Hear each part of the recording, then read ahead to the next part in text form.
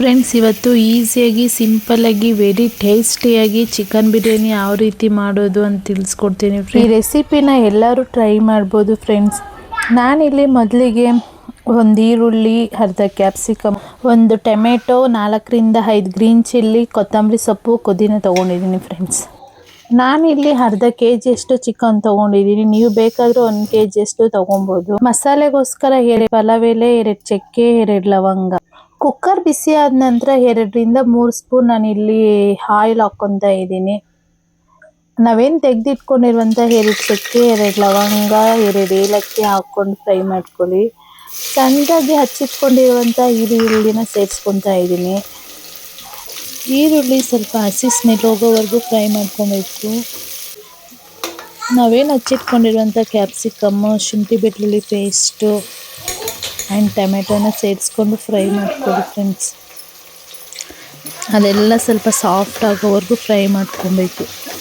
4ರಿಂದ 5 green chilli cut ಮಾಡ್ಕೊಂಡಿರುವಂಥ ಅದನ್ನು ಸೇರಿಸ್ಕೊತಾ ಇದ್ದೀನಿ. ಅದೆಲ್ಲ ಸಾಫ್ಟ್ ಆಗಲಿಕ್ಕೆ ಅಂತ ಸ್ವಲ್ಪ ಉಪ್ಪನ್ನು ಸೇರಿಸ್ಕೊತಾ ಇದ್ದೀನಿ ಫ್ರೆಂಡ್ಸ್.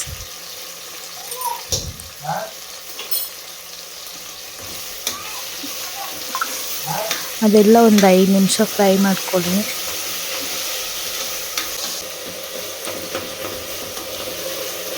ನಾವೇನು ತೊಳೆದಿಟ್ಕೊಂಡಿದ್ದೀವಲ್ವ ಆ ಚಿಕನ್ನ ಸೇರಿಸ್ಕೊತಾ ಇದ್ದೀನಿ.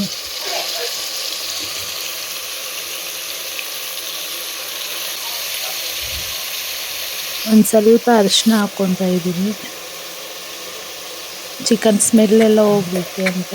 1 ಸ್ಪೂನ್ ಧನಿಯಾ powder, 1 spoon red chilli powder, ಅರ್ಧ ಸ್ಪೂನ್ ಗರಂ ಮಸಾಲ, ಅರ್ಧ ಸ್ಪೂನ್ ಚಿಕನ್ ಮಸಾಲ ಸೇರಿಸ್ಕೊಳ್ತಾ ಇದ್ದೀನಿ.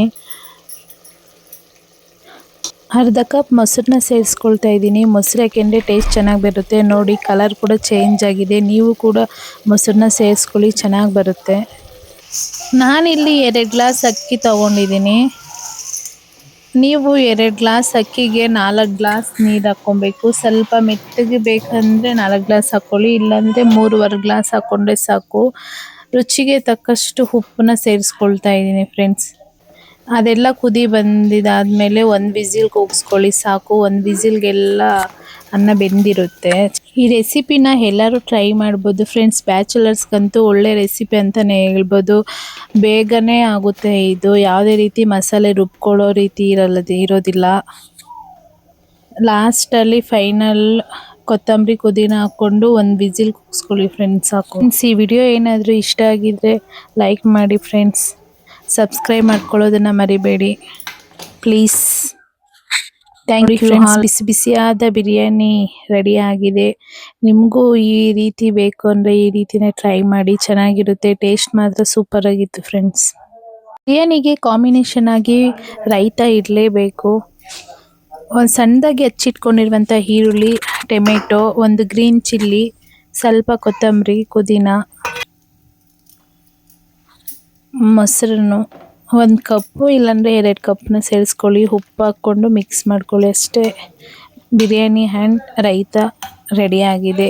ಬಿಸಿ ಬಿಸಿಯಾಗಿ ತಿಂದರೆ ಸೂಪರಾಗಿರುತ್ತೆ ಫ್ರೆಂಡ್ಸ್. ನೀವು ಒಂದ್ಸಲ ಟ್ರೈ ಮಾಡಿ, ಚೆನ್ನಾಗಿರುತ್ತೆ.